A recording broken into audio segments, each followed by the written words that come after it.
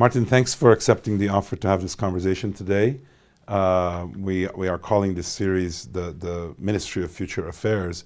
And the idea is to get to know one another and talk about topics that are professional, that are Armenian, in a conversation format. And so I want to start a little bit exploring your past. Just give the audience a sense of your upbringing. What were you like as a teenager? How were you as a student? The formative years. What can you tell us about yourself? So first of all, thank you very much for having me. About upbringing, I just grew up a couple of 100 meters from here when we were doing the interview. And I would say we were a very ordinary family in very difficult circumstances because I grew up and I was 13 when the Soviet Union broke up. And then I was getting ready to go to the university.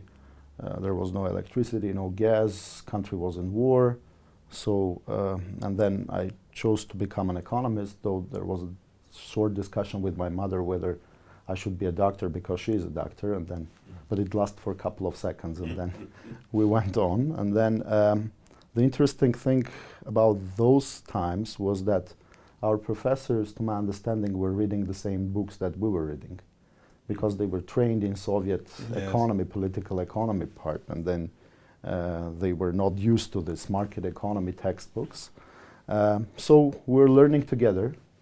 Probably that was fun. But I would say that one thing that gave me a confidence and the knowledge was my entering of the Central Bank. Because I joined Central Bank when I was, I think, year 4 at the university. Ah, okay, so right off the bat. So let's explore that. Maybe go a little bit before you joined the Central Bank, and even when you decided to become an economist. What did you think an economist did? So it was very vague understanding of what usually economists do, because we're in a transition from Soviet structure to more market-based structures. And I would say that I gave a tribute to the fashion of that time, because many of us growing up and then learning here and there that economists and lawyers would be the ones who would be running the country, running the business. So it was probably more on a fashion side. But when I get into that, I loved it because it's a social science, and then you have a mixture of hard and soft ones, which gave you an understanding of how society behaves. And also just think back at your formative years, college, just before college. Did you get a sense that you wanted to be a leader, or was that not something in your calculus? Honestly not, but when we were growing up, it was very common to be among friends in the yard. So I grew up in the yard, and then this social connections with people gives you an immense experience for your future life, because you are dealing with guys who are older than you are dealing with guys who are younger than you, and then you are in a structure, societal structure, which always evolves. And then to find your own place there, you need to fight, you need to be smart, you need to deal, you need to negotiate. That's how you become who you are, basically. And how about sports? Other interests? Several. I started with swimming, for competitive swimming, for around 5 years. Then I did football, and then eventually I ended up doing boxing. Oh wow! So that's a big part of your life then at the time. And then we're going to go into talking about your great career at Central Bank, etc. But just to stay back there a little bit. So you also had the experience, and I've had the experience because I left Lebanon in the Civil War, and one of the things I remember is that I was observing the change in my parents' lives. Not in my life, I was much less aware of changes in my life because I had never lived before those years. Do you have memories of how your parents were coping with this sudden change as adults and responsible adults with kids, etc.? How was that? It was extremely difficult. I remember vividly what my mother was doing every morning. She was a doctor, and her hospital was like probably 10 kilometers away from my house. So because there was economic collapse and no electricity, most of the time she was walking there, literally. So she was walking there and she was coming back, walking like 20 kilometers per day to make a living for us. At the same time, kind of did they express aspirations for the change that's happening, or were they kind of saying, let's hang on and survive this period? I think like every Armenian family and every Armenian mother, for say, is like they have their aspirations embedded in their children. Mm-hmm. So one thing that you learn from them is like you should always learn, you should always study and do your best. Mm-hmm. That's the way forward. Absolutely. Well, look, let's come then to the decision to join the central bank. You said you joined during your studies, during your college years. So how did you think about that? Was that the only path for, smart economic students? Were there many other choices? Just tell us how you looked at also the public sector in some ways versus private. So at that time, there was not a distinction between public and private for me, but I was writing a paper on something related to financial markets. And I think it was my cousin who said, why don't you come and join us at the central bank? There is a group of people who could help you with your paper. So I joined the team, I wrote my paper, and then the head of department liked me in a way, and then he said, why don't you stay with us and do an internship? Do you remember what the paper was about? It was something related to forwards and futures in the financial markets, which was something unknown at that time, and then I was trying to explore what the forward rate is, what the future rate is. That type of things. And then the only literature that you could find in Armenia at that time was the American University's library and then the central bank. So that's why I joined the central bank in a way. Good library. And then there were very smart people around, very young. I remember then when Tigran Sarkisyan became the head of the central bank and Gasltyan was like touring him, just to make this transition smooth. So they entered our room, and our division chief was on I think it was like 6 months internship at the HSBC London. So the guy who was heading the division at that time was 25. I was 20, and there was another lady who was 22. And then Tigran Sarkisyan's reaction, the first probably honest reaction, was like, this is kindergarten. So how old was he? Like 10 years older, maybe?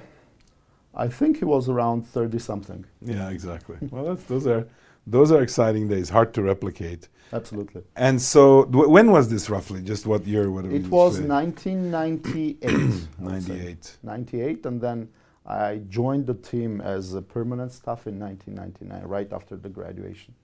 And this was around the time there was some shocks in the Russian market, right?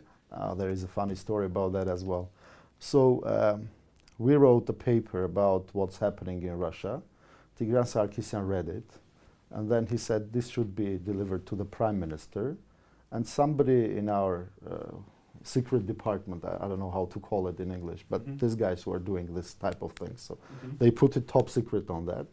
They put it in an envelope, and they told me that whoever wrote the paper, there were 2 of us, should go and deliver it to the prime minister, because prime minister may open it immediately, and then Armin Darpinyan was the prime minister, and then he might ask questions. So you should be there in order to answer the questions. So we went to the government. There was a government meeting. We gave it to him, no questions. We came back, and on the way back, a lady from that division realized that none of us is a permanent employee of the central bank. And she was shocked. It's like, non-employees cannot deliver top secret documents. And then that guy got a permanent contract, and because I didn't have diploma from the university, which was necessary, I was given a permanent contract a year later. That's funny. So that was good comes out of bad situations. That's right. So you've been at the central bank for quite a while, and obviously a lot has changed. At the time, what were the big issues? Because there wasn't really an advanced banking sector. There wasn't, so what were the things that were, and it's interesting sometimes to go back and think about how far we've gotten. So that's partly why I'm asking. So in a retrospect, probably I need to give a huge credit to my predecessors. All of them did an absolutely amazing job. So Gasltyan started with an institutional setup. So in 1996, Parliament drafted a law about the central bank, which stipulated, to my understanding, 2 critical things which laid future for the bank. One was that central bank was not allowed to credit the government. So we're not allowed to print money and hand it to the government, which we're doing during the war times. And it helped us to combat inflation, which at one point in Armenia was around 5,000%. And the second thing is that the salary of the central bank employee should be equal to the mean of the banking sector employees, which made this competitive thing between us and the commercial side of the business. And then when I joined, I think there was a big cleanup of the banking sector, because at one point we had 100 plus banks in Armenia, and then several of them were problematic, so we're cleaning those up. And then during Gasltyan's tenure, I think we just started with the global financial crisis of 2008. And that was a big shock. And then we had another shock in 2014 and 15. No, I mean, no question in my experience in the country over these years that one of the highlights is the financial sector's development in a country like this, and I think the biggest credit goes to the role the central bank has played. I think I've long viewed it as a competitive. It's to me also a role model of an institution that the likes of which the country needs in every aspect of its overall economy and society. Because if we just build up many such institutions, the country definitely will be better off. So that's all your predecessors who I've happened to know and have watched at a distance have exactly as you, and you've continued it very well.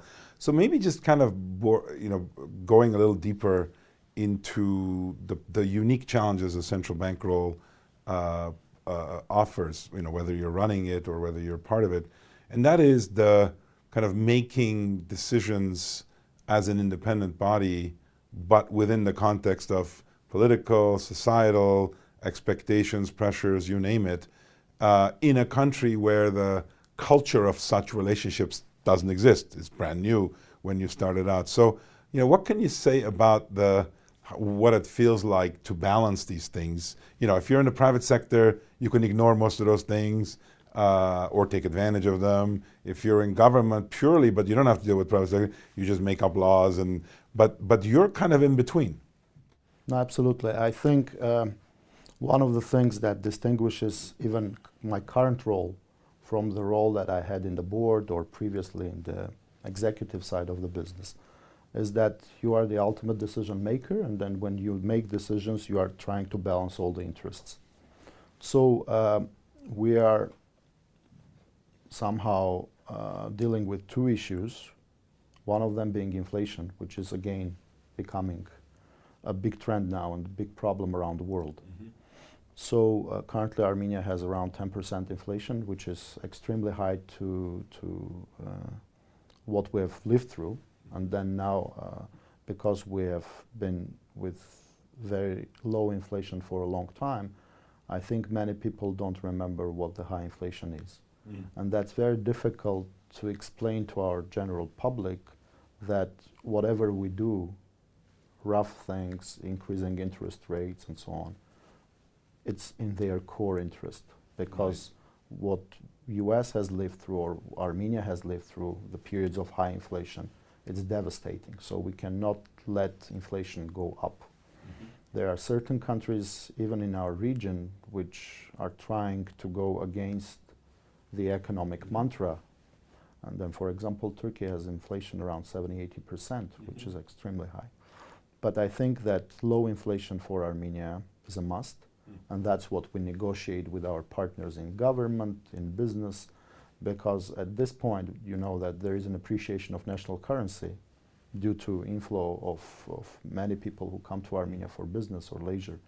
And then the exchange rate appreciated, and it makes problems for private businesses. And that's where we need to find balance in a way where we generally balance interest of general public and an interest of business. That's one thing. Second thing is the financial stability. And then I think we did an exceptional job during the war, because it was very heavy on us to realize that there are very few anchors which are left in the country. And one of the anchors is the stability of the financial sector. So we did everything to prove and to tell our public that we are there, we are in place, and then we stand for them. Great clarification and insight. In your role, in both parts of your answer, you were kind of referring to the role you have in educating the public, informing the public. Of course, central banks are very careful about what they say because people tend to overinterpret it. But in a country like this, where living with inflation is not something that businesses have a lot of experience with either, how do you kind of try to get the overall education of or awareness of business in broadly? How much of the central bank's mandate or mission is that, and how do you do it? I think compared to the times where central bankers were seen as the secretive guys who are making decisions behind closed doors, and then everybody were looking at what color is Alan Greenspan's ties at that day, exactly. is it red or blue or whatever.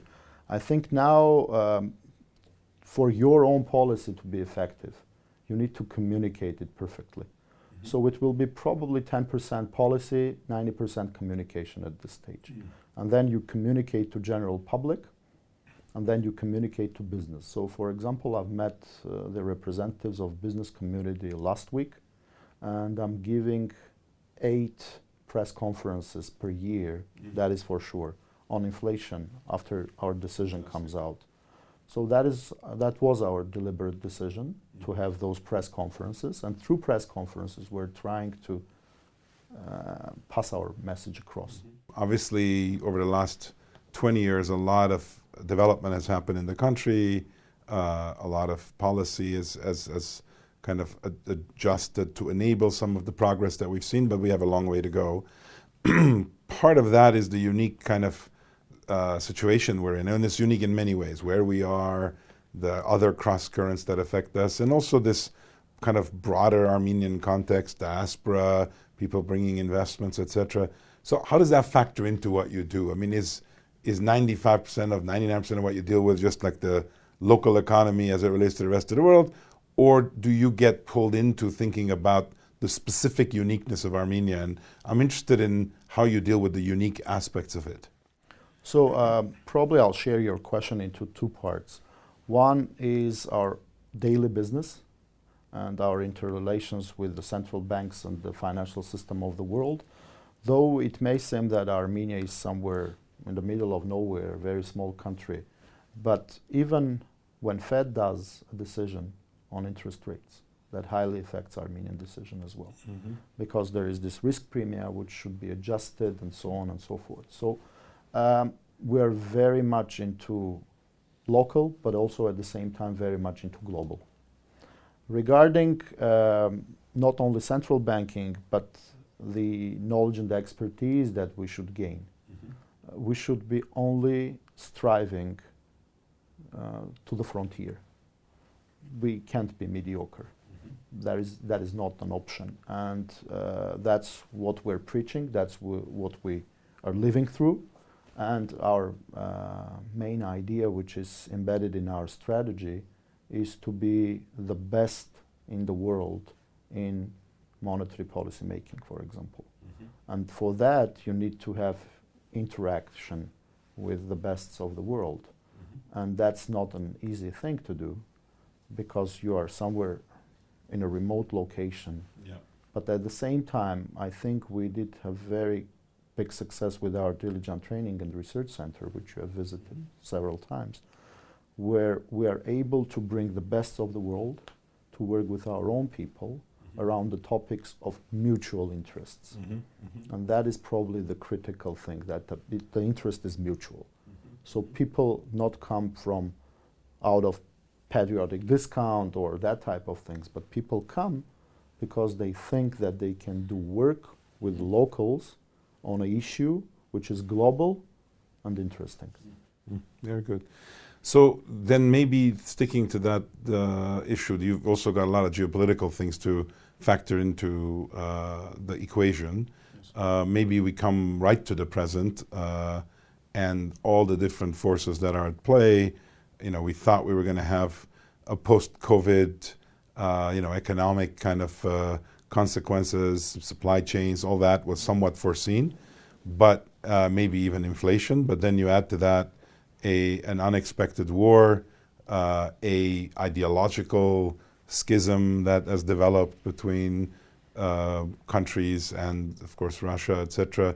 And of course, Armenia sits in these awkward crossroads between all sorts of different forces.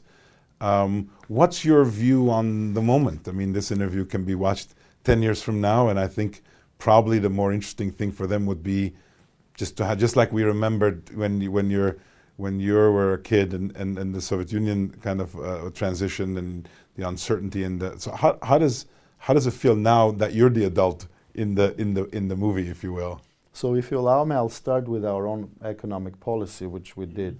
So we were probably the first country in the world to increase the interest rates. So we did it in December 2020, and we increased it by just 1%, which is a big step, because we were expecting inflation to come.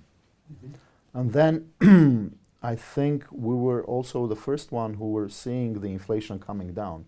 So November 2021, we had a peak of 9.6, December 7.7, January 7.4, February 6.4, and we're almost at the target, which is 4%. And then another conflict between Russia and Ukraine, and then here we go again, roller coaster. So which is obviously makes us to think about geopolitics, as you said. Because now, I'll give you an example. We do have many visitors. Most of them are Russians. And now we need to understand what are their plans. Are they going to stay for 3 months? Are they going to stay for 1 year? And that's a different type of policy making regarding their period of stay. If they stay for a long period of time and they treat Armenia as the center of their economic interest, that's a completely different policy. If they decide to leave Armenia in a couple of months, and then that's a different type of policy regarding the foreign exchange market, regarding the business and so on. So we're constantly keeping our finger on the pulse to see what's going on, and geopolitics is obviously part of the equation. Although, Martin, if you think about it, what the policy may influence their decision to stay, and you want their staying and not influencing the policy. So how do you deal with that? So what we did, we get together with several Armenian friends from McKinsey, from Moscow office, and then we did a study on what keeps people here and what may somehow influence the people's decision to leave, and what can government do. And then we presented to the government to create a task force on trying to understand the reasons of people being here and then difficulties that they're having here, and try to find answers for those questions.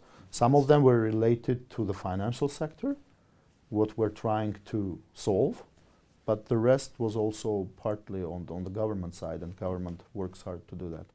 That's very interesting. I would say just happens to be that we're having a discussion in the middle of this moment, but I think the more that can be said about that, and the more there's a discussion that the business and public sector know about that, I think the better it is, in the sense that everybody's wondering what to do with the situation, how much it's being influenced or is influencing what we're doing. And I'm glad to hear that it's being kind of proactively dealt with, because I really do think this could be a really significant opportunity for Armenia's development. At the same time, it could also be a missed opportunity, which we can study historically, except it may not happen again, because you're not going to want to see this kind of dislocations very often.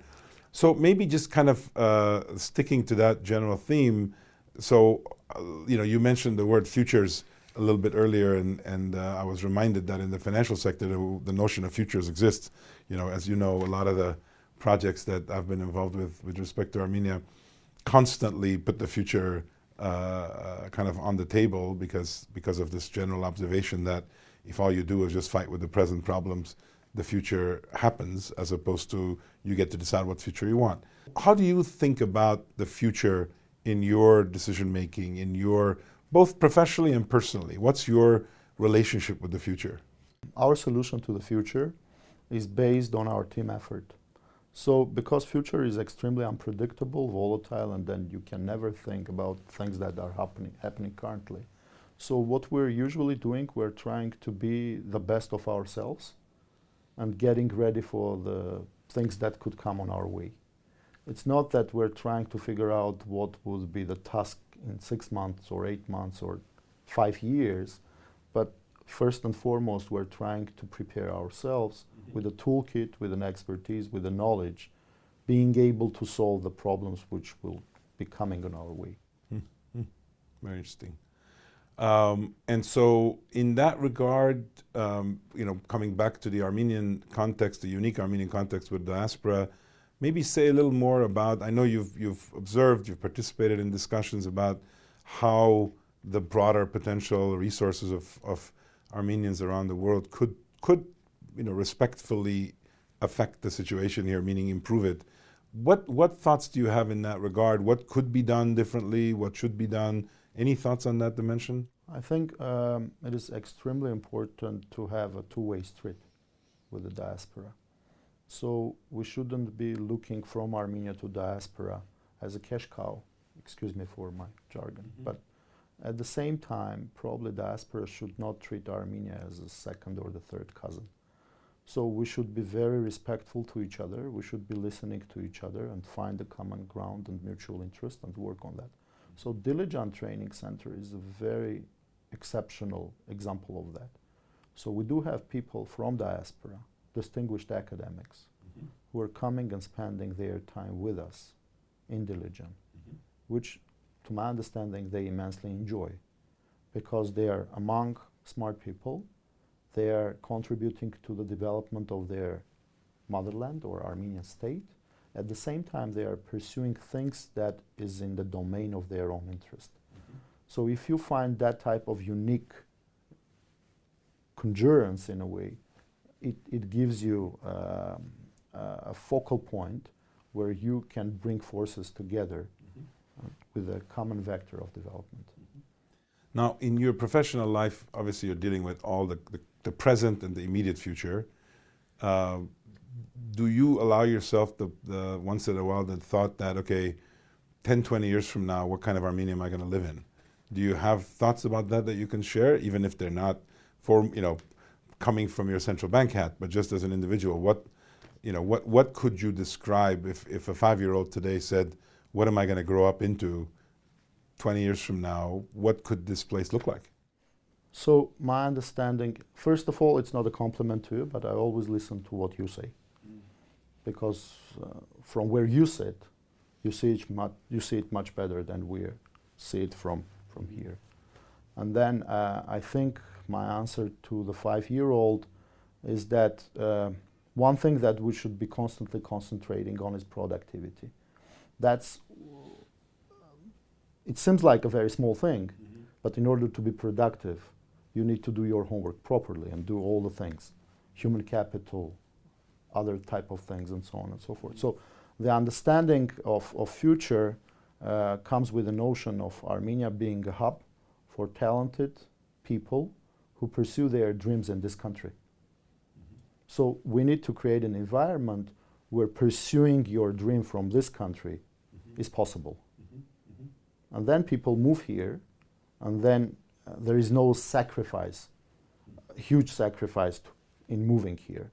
You are here because there is a talent around, because it's safe, because it's the country you like, because it's the nature is lavish, and then we are green, and then we can produce things which are organic, and so on and so forth. So many dimensions, education, health, and so on. But the point is that without making a huge sacrifice, you come here because this is a place where you can pursue your own dreams. That's a really terrific answer, and I think it's great because the answer contains a level of imagination, but that's constrained with practicality and experience, and that's what we have to do. I think what I find often is that if you always focus on the present often doesn't allow imagination to play a role, because imagination sees things that are completely different, and yet you feel like, well, I don't know how to get there, and it's never going to happen. And also the lack of confidence, right? I mean, where do you get your confidence from? Like the answer you just gave is a confident answer. It's humble, but it's confident. And the question, I think, that what I realize as a country, as Armenia as a country, a young country, it has to find a way to be confident. And because it turns out in business, in the worlds I live in, startups that are confident end up having a much higher chance of success, no matter what they're doing. It doesn't guarantee success, but the startups that are not confident constantly question everything they're doing in case they're not doing the right thing, and you just cannot stay with it. So I think development in the future in Armenia is going to require people like you, others who just can say, you know what, we may not get it right, but we've got to believe this can happen. So I think that's really key. Let me kind of, maybe I'll end on a personal, imagination related question. You said your mother and you had a 1-minute discussion along the way about whether you should become a doctor, but you really were drawn to economy. An economist was, the profession you entered. You've reached one of the top position in this country. If you weren't an economist, and if obviously you weren't in this role, now that you've lived the 20 years you've lived since then, what would you now imagine yourself being? As a field of study, probably what I will do now, if I was like 13-year-old Martin, exactly. Probably it will be math at the beginning, and then philosophy and psychology as a second So stage. the social sciences. Social sciences. And then profession-wise, again, we take out doctor and we take out economist and probably lawyers, maybe less than what you thought it would have been 20 years ago in the society.